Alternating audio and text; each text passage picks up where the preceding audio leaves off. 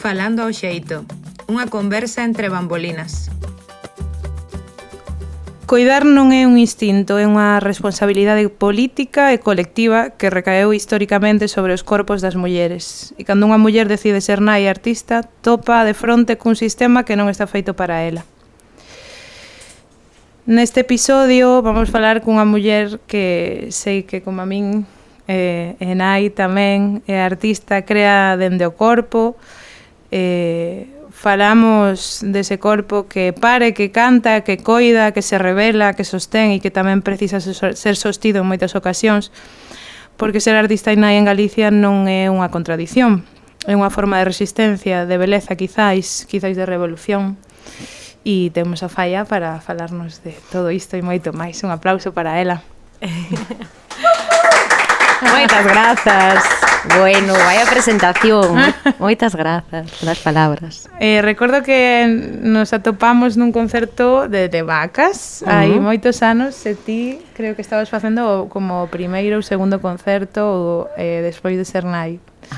E eu estaba ali, creo que estaba coa produción ou algo así. Seguramente nin te acordabas. Ai, non me acordo. E onde fora? Bueno, fora nunha praciña en Arcade, en Soutomaior, en Talo Río. Sí. E pregunteiche que tal a maternidade e dixéchesme que mal, que fora duro, e eu atopeime de pronto con unha realidade que moita xente pois non quere escoitar moitas veces e sendo nai hoxe en día, non falábamos que as nosas nenas levanse uns 3 anos, teño que decir que se me preguntan neses inicios a resposta sería mal. Claro, efectivamente. Como chegou a ti a maternidade sendo artista?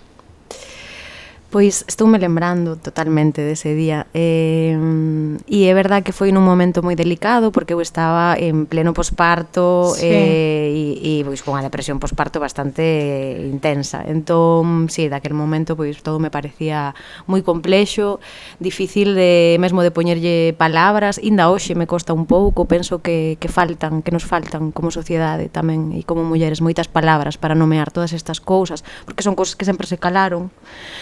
E bueno, agora estou, despois de 3 anos, 4 anos casi, estou empezando a disfrutar moito, o sea, estar xa no lado totalmente oposto, ¿no?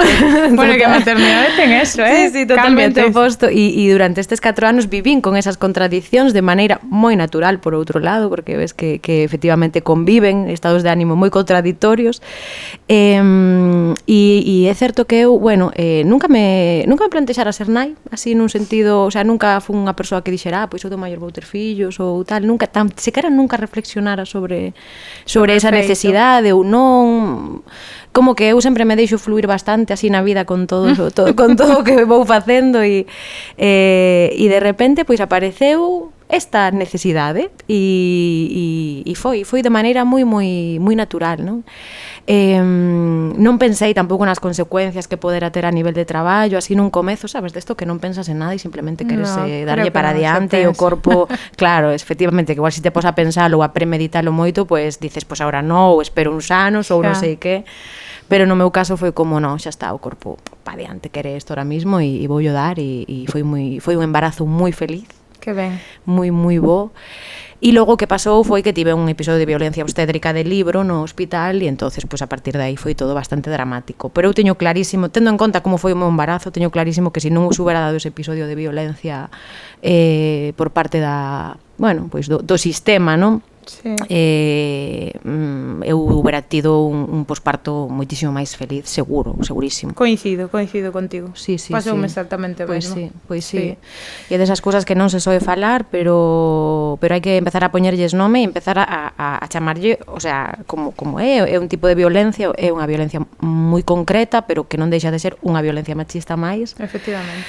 E que sufrimos, ademais, logo, despois de pasarme isto, era como, claro, eu comentaba coa xente, con moitas mulleres que pariron, coa miña propia nai, con mulleres da súa xeración tamén, todas pasaron cousas así similares. Sí. E eu non se visibiliza, non se visibilizan, e é unha pasada como corres así como un tupido velo e sigues adiante, porque claro, tes que seguir e tes que criar e tes que estar enteira, pero sí, o sea, que máis que menos moitas mulleres sufriron este tipo de violencia e as consecuencias anímicas, mesmo da relación emocionais e mesmo da relación co entorno e co propio corpo e co bebé, pois son moi fastidiadas, claro, sí. Sí, e é certo que tampouco temos moitas ferramentas para sair de eso. No. Eu quería traer isto aquí, comezar con isto, porque efectivamente padecín o mesmo hai pouco,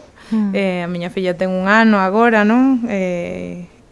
E claro, quédame moi de perto e creo que, non sei como vestí, pero dá má sensación que nos faltan referentes mulleres nais, non? Como que pasa, temos, pois hai un claro exemplo por aí na música galega que hai unha muller que foi nai e que ninguén se enterou e que está como invisibilizado, non? E sucedeu, non o vou visibilizar eu porque non quixo, pero e suceden este tipo de cousas e a verdade, sabes que pensaba eu no meu posparto, pensaba fixo mellor ela que a min en non visibilizalo, porque non sei como foi para ti, pero para min foi un minguar de traballo moi grande no, co meu proxecto persoal. Como foi para ti?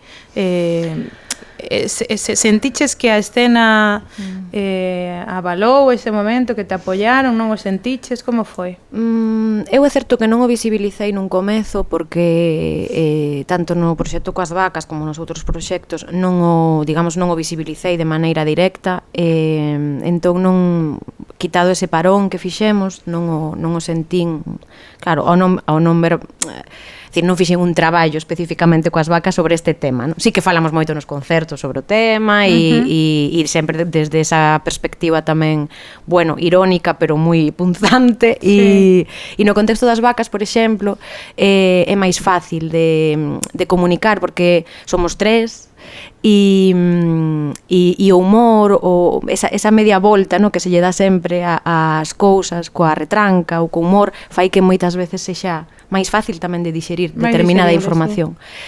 Pero é verdade que con este disco, eso non foi xusto 1 ano despois, sino que foi agora, é dicir, 3 anos despois.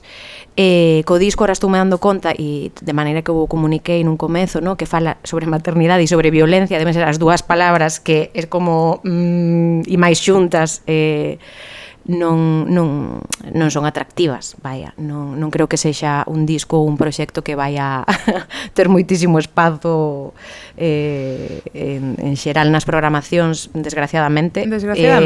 E é por eso, é dicir, por incidir nesas cuestións, pero que eu creo que son fundamentais e que desde logo eu no meu traballo persoal, máis persoal, se non o fago así, non o fago. Quero dicir, para min isto é un posicionamento tamén político e entendo que tamén é unha maneira de, bueno, de posicionarme artísticamente, o sea, é así. Sí. Consideras que é necesario ese posicionamento, sí, verdad? E o que decías antes, de ter tamén referentes de persoas, mulleres, vaya, que foran capaces, que foron moitas ao longo do tempo, pero que é verdade que a mellor non tantas, porque é moi complexo, pois criar todo ao mesmo tempo, e facelo todo dignamente, digamos, claro, non? Ou non fallar en nada, ou non baixo mínimos, ou non estasiada ou cansada. Creo que coincide que a maternidade, bueno, en todos os traballos, compatibilizando con calquer traballo, é unha cousa complexa, desde logo. E o que falta, desde logo, eu creo que son, pois eso, moitas estructuras sociais, é dicir, falta como sociedade repensar moitas cousas e empezar a enfocar todo desde unha perspectiva máis humana, máis feminista, máis pendente das cousas importantes, é dicir, de ter mar da vida. Penso que se iso sucedera, criar e cantar e crear ou hacer lo que sexa que queramos facer, sería moitísimo máis fácil. Bueno, sería un gusto. Sería un gusto, sería un gustazo, que ao final creo que o labor creativo ten que ser un gustazo para que resulte ben, non? Tamén se crea dende o sufrimento, é certo que dende a presión e o sufrimento créase, pero é certo, coincido contigo. Entón temos aquí, vamos mostrar este pedazo de discazo que trae. Entón aquí, bueno, temos maternidade e violencia. Sí. Fálanos un pouco do proceso de musical, da parte o que hai dentro do disco, porque eu creo que vese, Olalla. Podese sacarse non da funda, que sí, ao ser de plástico. Vámoslo sacar. Pois a ver, o proceso musical foi bastante longo, son temas cos que eu estaba traballando dende facía tempo, son temas tradicionais todos. E de repente, a raíz pois, da vivencia coa maternidade, claro, bueno, a arte e a vida están sempre interconectadas, obviamente, están todo o rato dialogando, non? Son o mesmo, en definitiva. Son o mesmo, sí. Entón, era inevitable, non?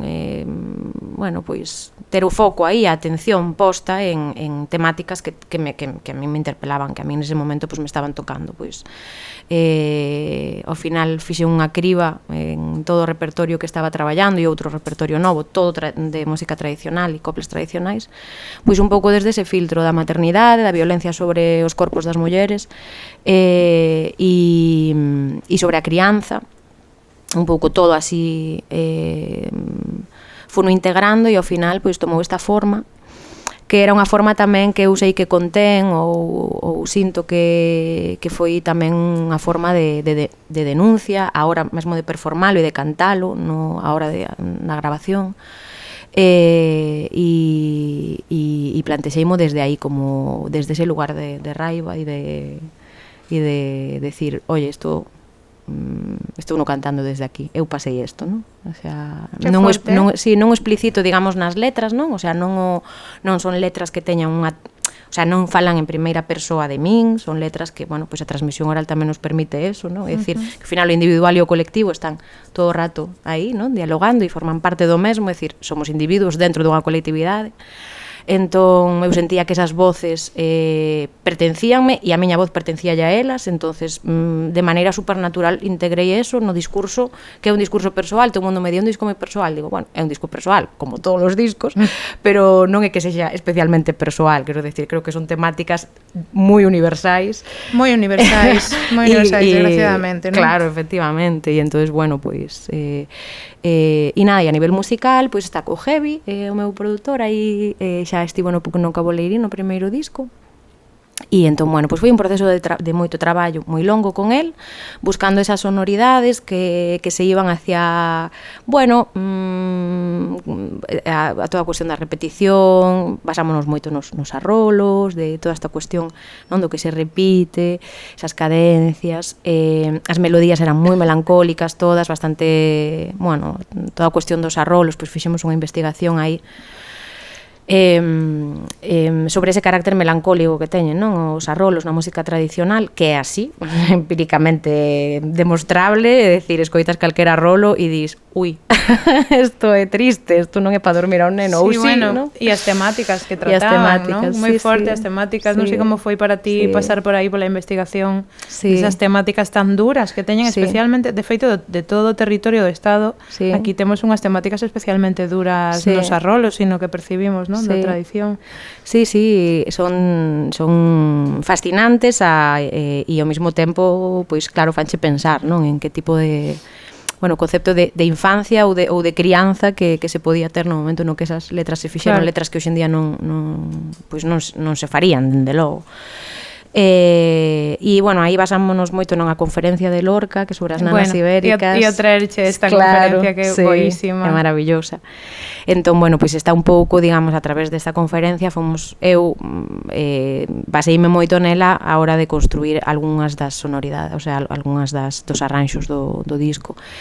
E entón, bueno, pois foi unha, a verdad que foi unha labor moi bonita, porque eu nunca vira os arrolos desde esa perspectiva e levaba cantando tempo.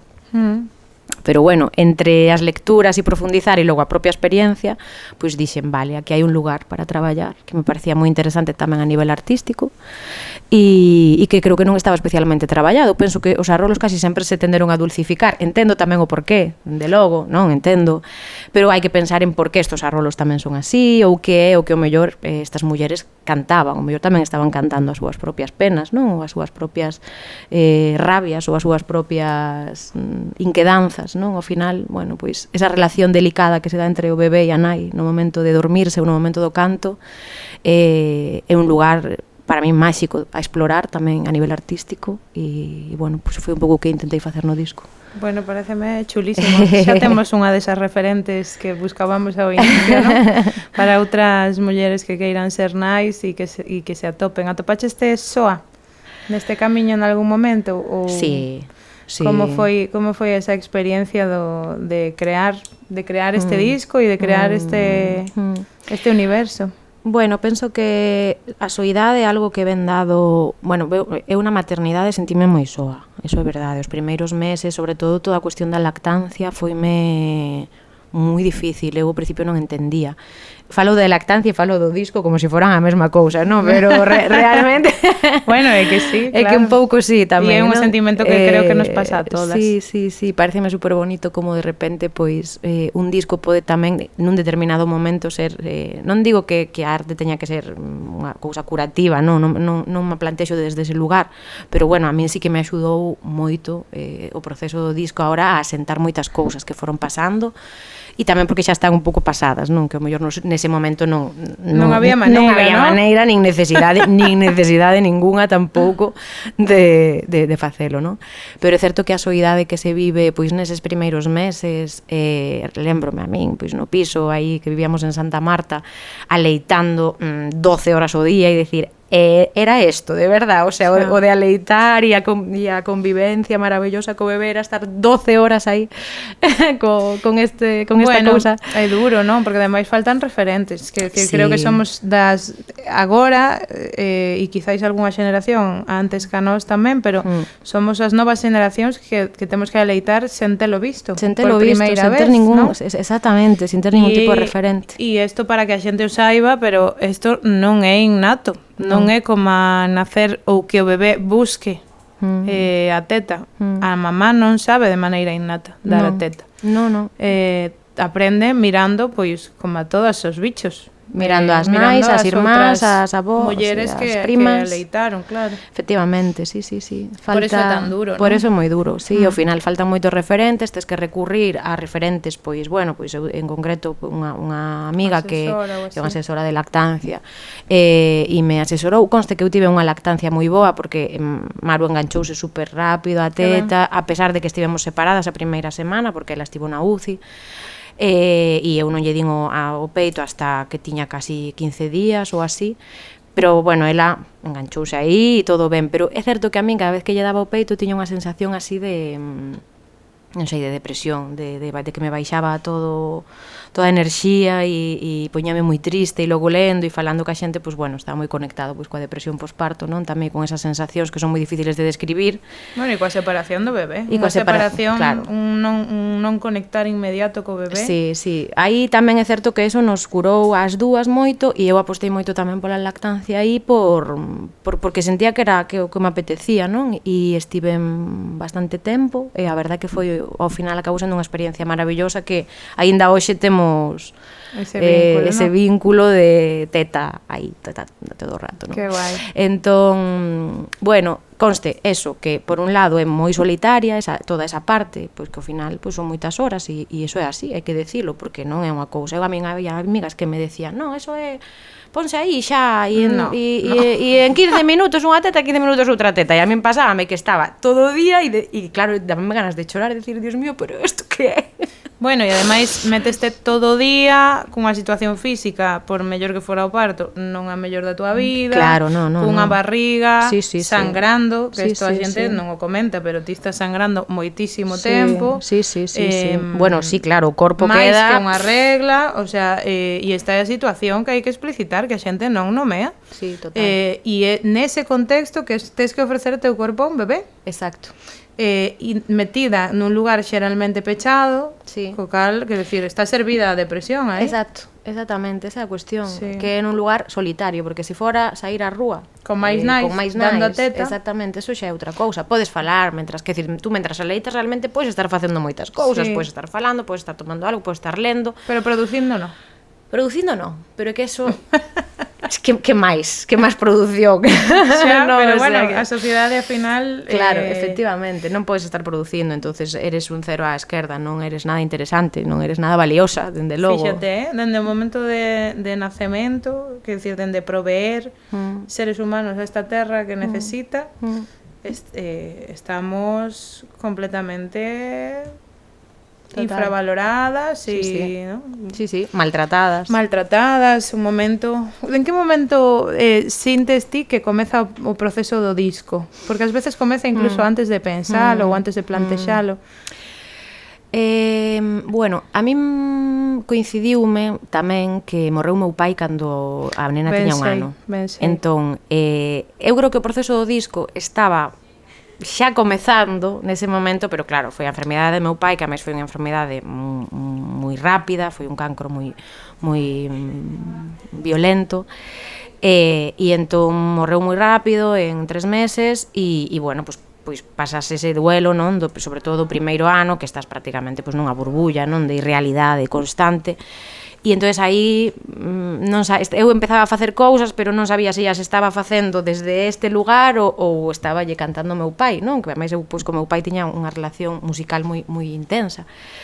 E entón tardei un ano máis en decir, bueno, pois non, isto vou como diferenciar, bueno, vou traballar desde este lugar, volvendo a esas lembranzas do parto, e un pouco como fío conductor todo arredor do parto, sobre todo, desa experiencia no hospital, e logo o de meu pai vou no aparcar para, bueno, ilo dixerindo e xa o farei. E despois xa o recuperarei, e son cousas que están aí, e obviamente meu pai está presente aquí tamén, Básicamente, a metade das cancións que canto ensinoumas el. O sea que non había nin que explicitalo, é evidente que ele está.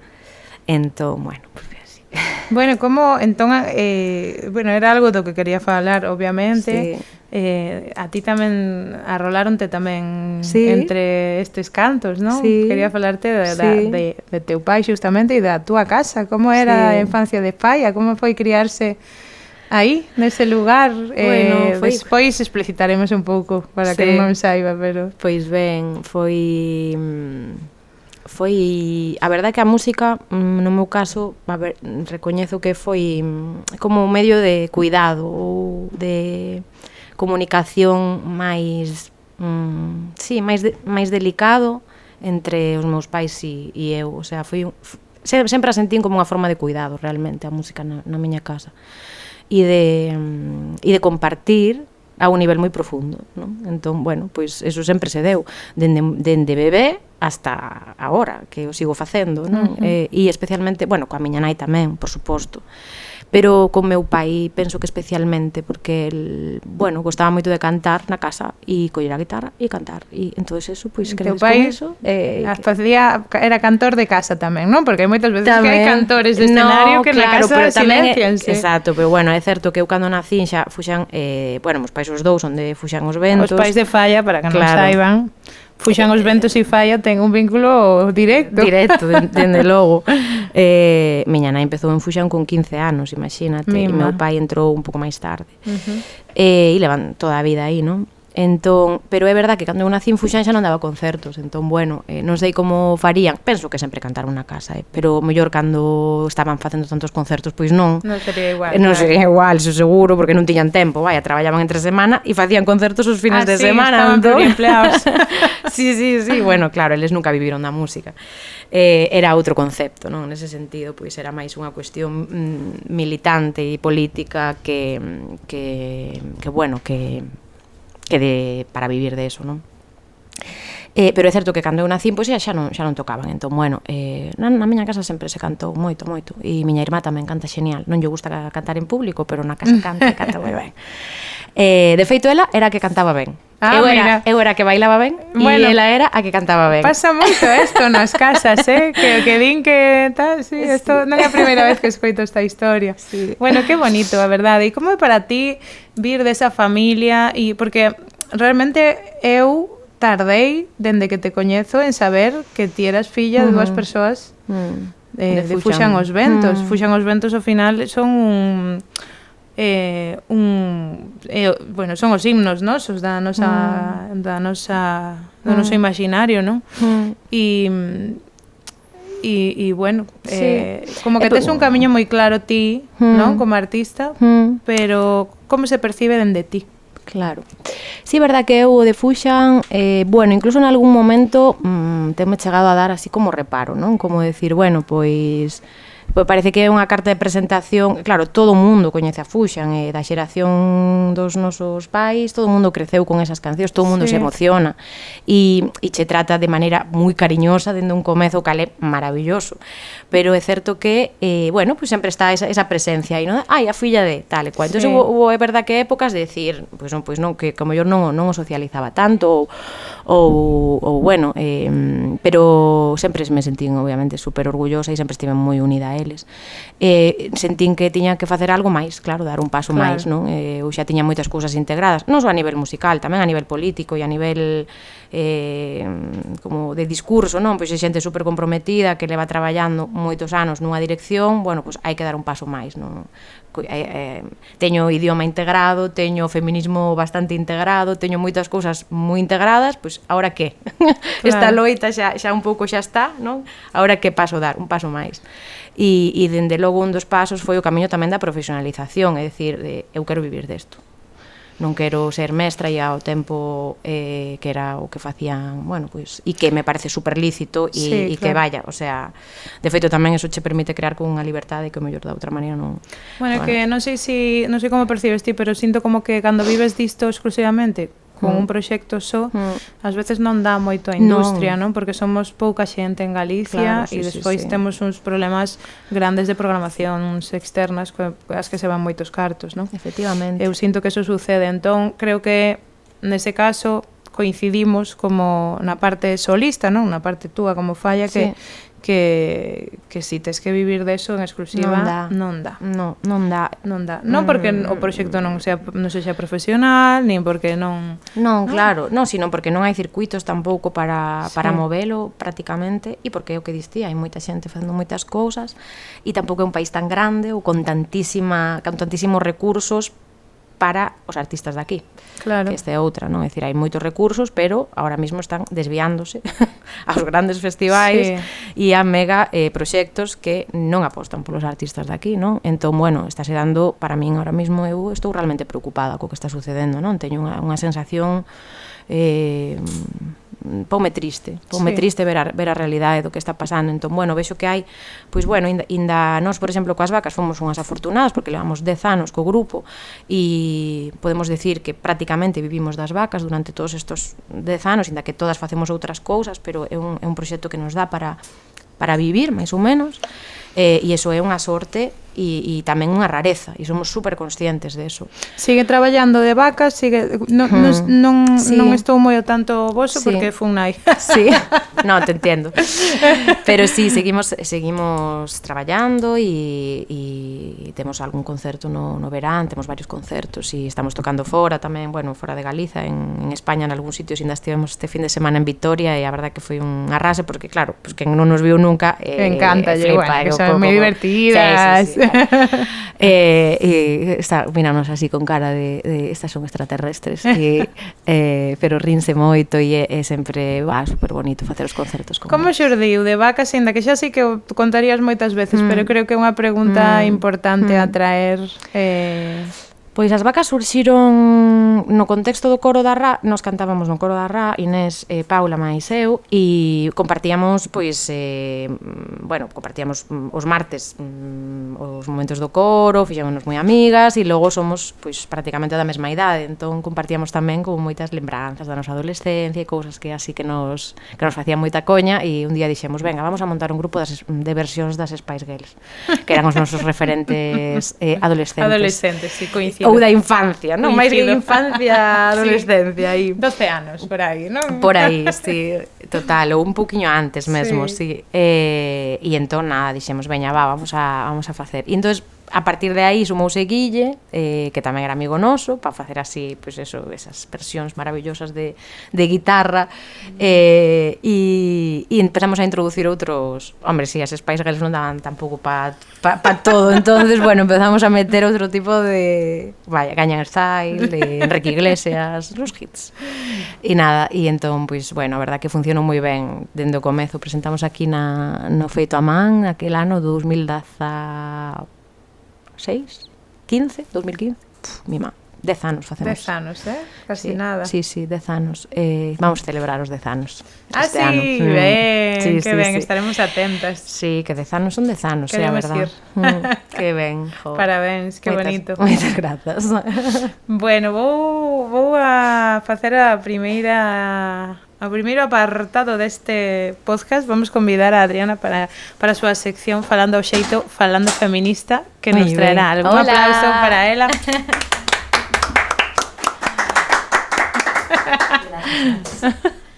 Mira, o primeiro que vos quero dicir é grazas por a vosa valentía. Como muller que ainda non funai, pero que está nese horizonte, creo que polo menos o plantexamento témolo todas, moitas veces por presión social.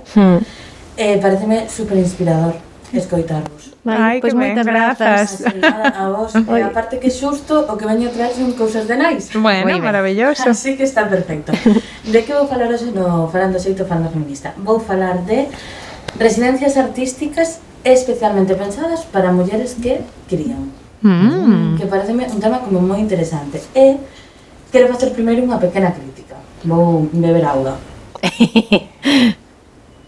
para facer a miña crítica. Non atopei ninguna en Galicia. Entón, se as hai eu non coñezo, que nos poñan nos comentarios a xente que escoite o podcast, pero eu non encontrei ninguna específica residencia artística para mulleres que están compatibilizando a crianza, conciliando. Bueno, xeitos a producións temos que facelo. Pois sí, temos aquí claramente. De residencias. Chicas, as datas son varias e diversas, pero penso que é moi interesante. A primeira, que foi a primeira en España, é en Barcelona, chamase Mater Community, a convoca Baseo Fabra e Coats. A pronunciación, pois, será. Ten pois ese obxectivo, que as mulleres que teñen que criar pois podan compatibilizalo e conciliar na súa parte artística. Pareceme como super importante isto. Dura 12 semanas e ten a cuidado infantil nesas 12 semanas. O sea que, bueno, creo que é moi interesante este programa. O seguinte que vos traio é outro que está en búsqueda de financiación, co cal non sei se sairá ou non sairá, pero precisamente porque están buscando, creo que é importante. Axudámoslle, sí. Efectivamente. Sí. Chámase Masa Madre. Ah, que chulo. Maravilla. Chulo. Está en Valencia e é un programa de residencias artísticas en verano. Edín, que me encanta. Para unha das poboacións máis vulnerables do mundo da arte, as mulleres madres migrantes artistas. Maravilla. Que maravilloso, Pareceme un programa... Hai que ir facer un Falando ao xeito ali. Sí, jope, pois estaría genial. E que de verdade que atopen esa financiación. Pois mira que ben, se lle podemos dar voz e espazo dende aquí, pois todo o noso apoio. Estaríamos muchísimo que se saíse. E a última terceira que vos traio son en Madrid, dura un mes ininterrumpido, pareceme tamén un tempo chulísimo, e o nome encántame, que é Cuidares Punk. Claro, que é verdad. Tedes aí o que diñe que tratan varias temáticas diversas de investigación, que son os feminismos, as crianzas, o corpo, o adultocentrismo, bueno, como moitas cousas aquí. E penso que tamén é como moi interesante ter estas referencias pois para darles de todos os problemas que tivestes vos para criar e crear ao mesmo tempo, non? Pois dar un pouco de luz. Bueno, que ben, a verdad. Pero si traer isto de xente que xa o está facendo ou está intentando facer, e que traen algo guai e que eu penso que sería moi interesante, porque vos imagino que no proceso do teu disco, que xa está, o teu que xa sei que vais a ir, pois ter este tempo de poder maternar nunha residencia artística e saber que a tua filla ou o teu fillo ou o teu fillo está ben cuidado, atendido, e que ti podes centrarte na parte de creación. Bueno, e ademais eu abro aí un melonazo que apartar as crianzas para crear música ou que sexa que crees, non? E é certo que hai momentos de creación íntimo que tes que estar soa, pero hai moitos momentos de creación nos que a min préstame moitísimo estar con Xana e a ti prestarache estar con Maruxa, claro, e coas nosas fillas. E é certo que ou tes un contexto familiar moi amparado ou é case imposible. E incluso tampouco hai un beneplácito social, non hai un entendemento, non? Quero dicir, bueno, probablemente ti co heavy, se queres facelo, podelo facer, pero nos estudios non sei se compete levar a un bebé ou unha nena pequena que estea por ali a xogar. Cando as nosas infancias sucederon da arredor das cousas, da rúa, das nais e dos pais, das familias, non? Total, todo eso ten, o sea, ou tes esa rede de apoio que está concienciada ademais co tipo de necesidade, non? No caso, pois, por exemplo, do heavy, pois foi así, é dicir, houve días que gravamos na casa e a nena sae chorando de fondo e da igual, quero decir, non somos tan puristas do son, ao contrario, gústanos esa suciedade, que non é suciedade, vaya, quero decir, gústanos esa información, esa presencia do que sucede, non? Do que está pasando. E é máis, eso convírtese en material artístico sobre o que traballar. Maruxiña está presente nun dos temas, a súa respiración, gravaina respirando e é a base para un dos temas, non? Que chulo. Claro, entón non é só que non se poida traballar con eles ao lado, sino que además se poden integrar perfectamente dentro do que tú estés facendo, non? Eres desde outro lugar, pero é compatible, e desde logo necesitas moitos momentos de tranquilidade, e o que si necesitas é tempo e cartos. Sí. Porque que sin cartos é imposible, quero decir, ao final todo se reduce, porque claro, o tempo que estás creando non estás facturando nada de outra cousa, non? Entón, bueno, temos que comer, pagar o alugueiro, pagar a luz, todas estas cousas que facemos os seres humanos.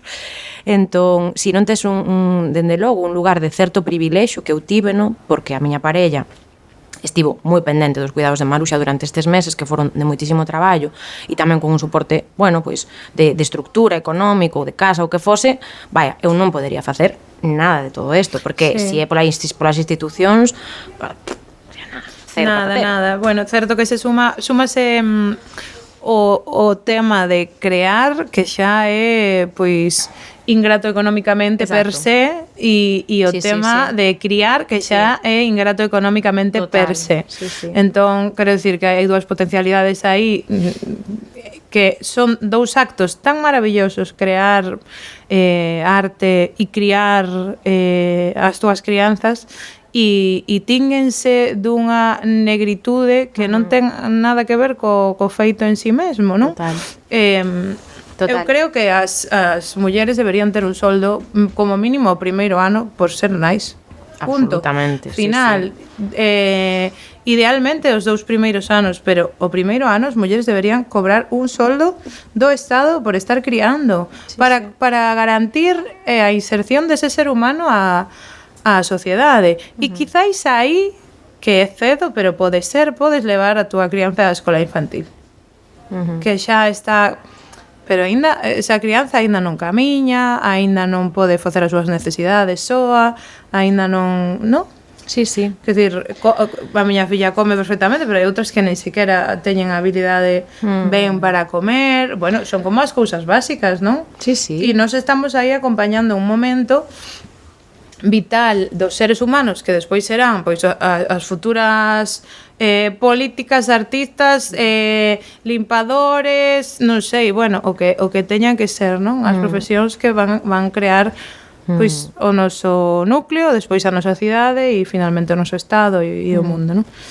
Sí, e tamén para facer da experiencia algo feliz, quero dicir que ao final o que queremos é vivir felices, non? E esperamos un futuro feliz tamén para elas, porque senón, mi madriña.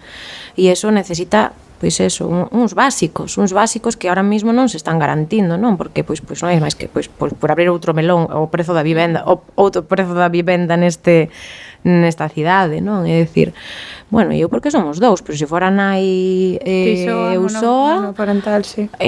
O sea, que non sei como fai esta xente e alucino que se podan levar adiante esas maternidades, pois, por exemplo, soas, non? Pois que a presión é moi forte. Moi forte. E sen psicóloga, hai que pagar a psicóloga. Claro, e non, e que aparte tienes que ir a terapia. Xa, bueno, sí, e como a pago? Vale unha pasta, sí, sí. Non, o sea, non, pois vai a pública. Ah, vale, que me dan cita para dentro dun ano. Vale, genial. Estupendo. Xa me soluciono eu. Claro. Sí, completamente.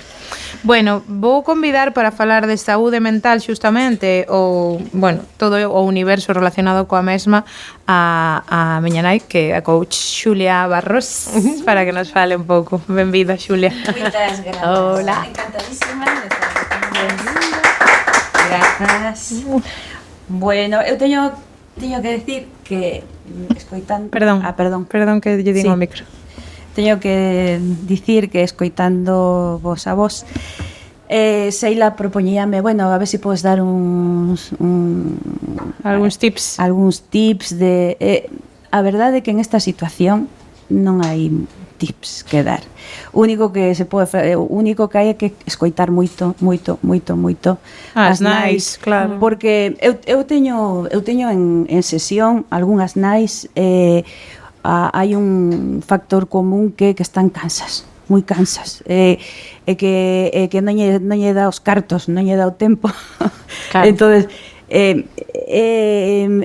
cando estás en ese modo supervivencia, non estás en modo crecer, decir, non estás tes que sobrepoñerte a esa situación. Entón, o que penso eu que o que necesitan as nais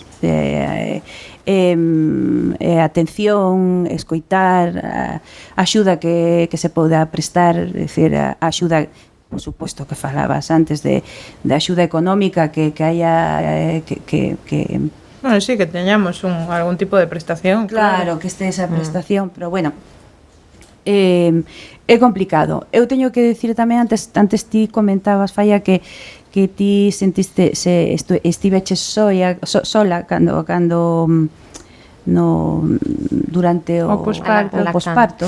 Sí, non estiven soa, era máis unha sensación de soidade ou de falta de referencia, non? Sí, hai que decir que as mulleres de antes, por exemplo, miña nai, eu xa non tanto, pero a túa avoa, sí que non había recursos como hai agora, ao mellor, para poder atender a nai, pero sí que estaban rodeadas de mulleres aleitando, claro. O que falabades antes, non? Sí. Entonces iso perdeuse. Claro, esa é a cuestión. Claro, entón, como non se vai a encontrar desasistida unha nai da vosa idade? É normal. Entón, hai todo o que decías antes, hai toda unha problemática que hai que poñer encima da mesa, porque é distinto ao que pasaba antes. E bueno, que hai que tratalo con moita tenrura e con moita delicadeza, como ti decías, non? Bueno, como eu non traio ningún tips, sí que veño con tips, veño con un poema, meténdome un pouco na túa sección, porque eu son poeta tamén. Entonces, contigo agora do tema de coidar as nais. Ai, no, dalle xa, falamos xa. A ver que opinades vos. Fai un par de meses fíxose viral unha parella que ela estaba no hospital, acababa de ser mamá, e ele estaba cunhas pesas que levara ao hospital facendo deporte. Vale? Non imos entrar como no caso concreto desta muller, pero abriuse o debate de cando unha muller acaba de ter un fillo, a súa parella que ten que estar é o coidado da mamá.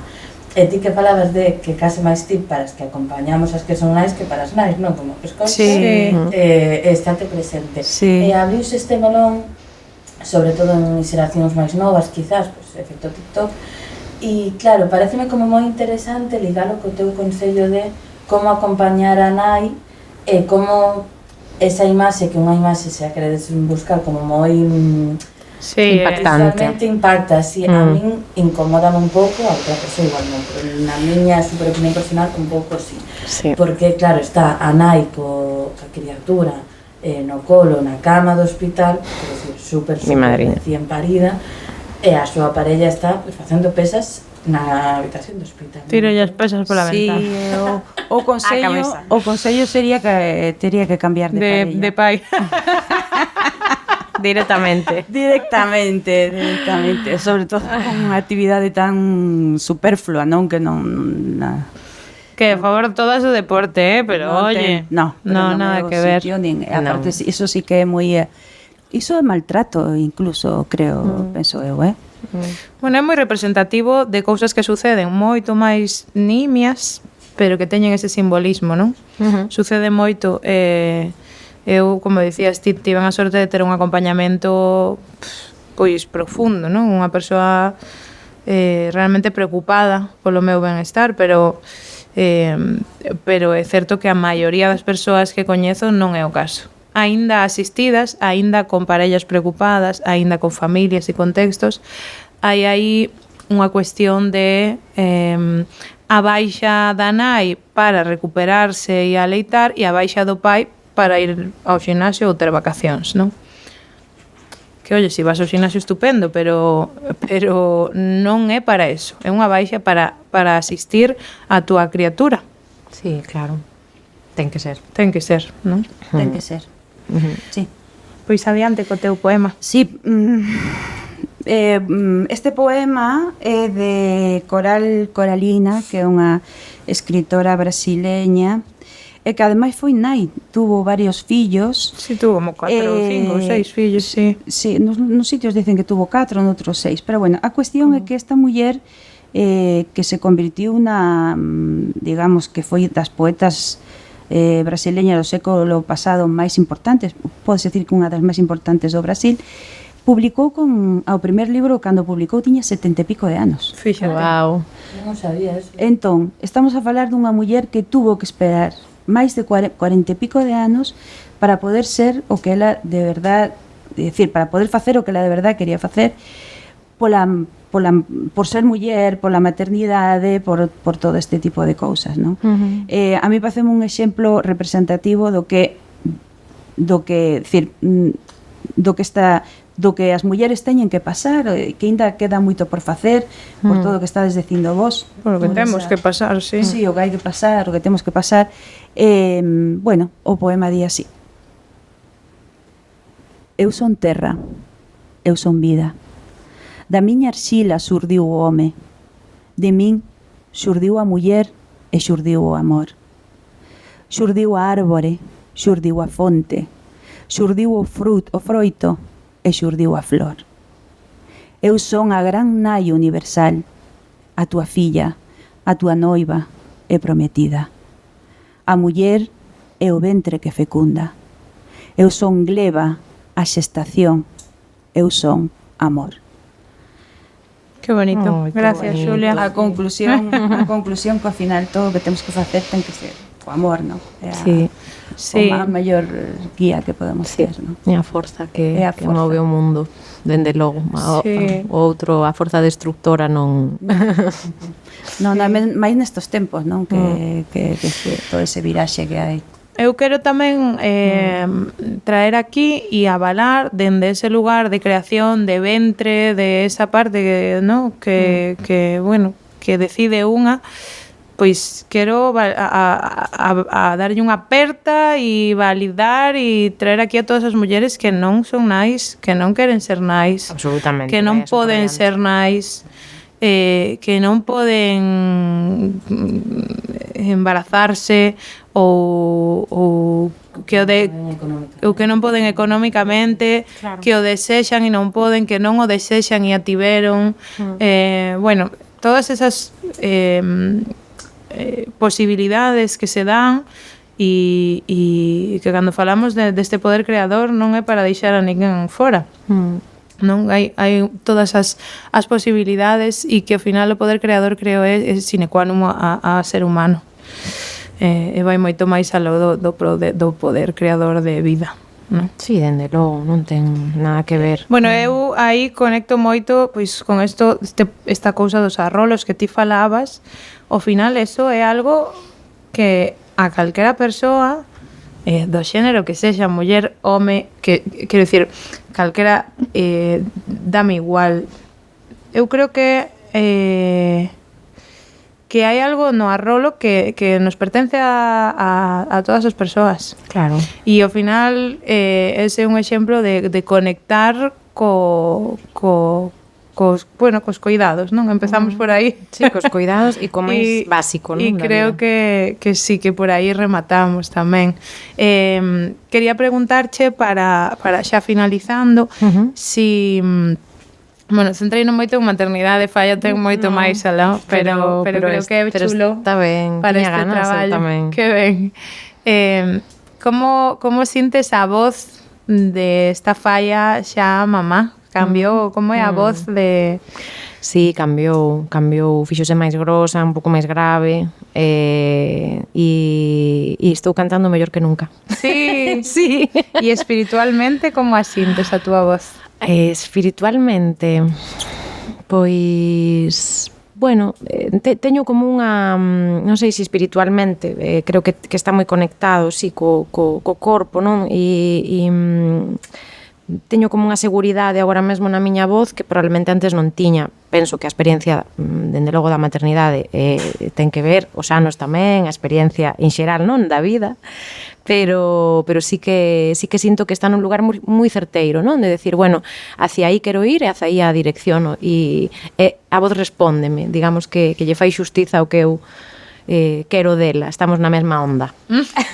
Vade xuntas. Vamos xuntas. E tamén quería preguntarche neste peche sobre a parte performática túa. Hai unha parte de performance e iso que falaba eu de crear dende o corpo, falaba deso, non? Ti mostraste sempre dunha maneira que a min impactame mogollón ver a Falla coas súas mostras visuais e o que sucede, non? Cos teus traballos, pareceme.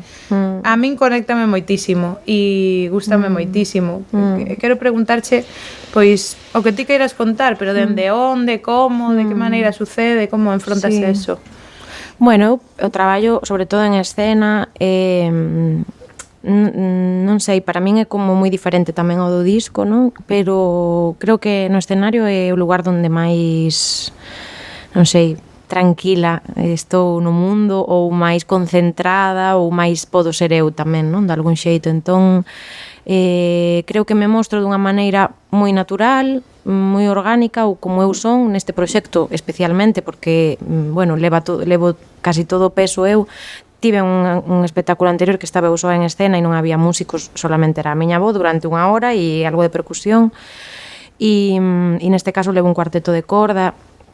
Tamén estiven traballando con outros músicos, obviamente, pero sí que o corpo é un pouco o centro, a voz e o corpo son un pouco o centro, non? Do interese escénico, creo, dos proxectos que estou presentando, e eu como que quítome un pouco do medio, sabes? É como que non sei como decilo, síntome ás veces, igual isto sona un pouco así místico, non quero que se vaya a ese lugar, pero que ás veces dá má sensación de que, bueno, pois o meu corpo de algún xeito é un medio hacia a transmisión de algo que non é meu, non? Que é colectivo, e entón esa enerxía, esa relación co público que é creativa, que é de ir e vir, que é de escoitar, de recibir, de dar e tal, creo que se dá, o sea, creo que é un traballo comunitario realmente o que pasa cando estou no escenario. E sen embargo estás...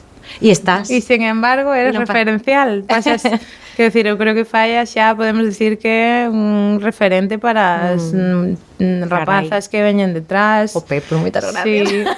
E ao final, sí, o corpo é o vehículo, pero ao final estás, e creo que tes unha maneira de estar moi... Véxote... Pois que ten moita potencia visual e artística, non? Vexo arte na túa maneira de comportarte co corpo no escenario, no audiovisual, nas partes que ti transmites, é moi bonito. Jo, pois moitas gracias. Moitas gracias, Jope. Bueno, foi un placer terte aquí. Foi moi bonito, a verdade que sí. Vamos rematar con noso agradecemento a Lila de Lilita, ese espazo en Compostela que nos alberga e que nos recibe.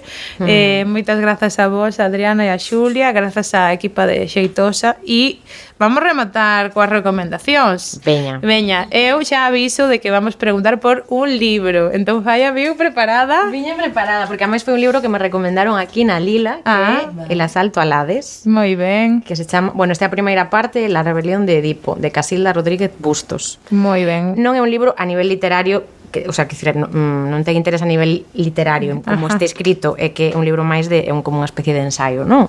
E fala bueno, dalle luz un pouco ao concepto da matrística, que diferenciase da sociedade, bueno, do concepto de matriarcado que creemos que é inexistente, ¿no? Que non é real, pero da matrística como anterior, como un estado do mundo e da civilización anterior ao patriarcado. E bueno, pois fala un pouco desa relación co corpo da nai, tamén da representación do que se dá en chamar mal deusas, esas deusas prehistóricas que non son deusas, pero non teñen nada que ver realmente coa concepción relixiosa da cuestión e bueno, fala desde un lugar moi humanista e moi bonito, profundamente feminista, obviamente, do que implica ser nai e do que implicaba ser nai nas sociedades prehistóricas. Pois que super aporte, super aporte, que chulo.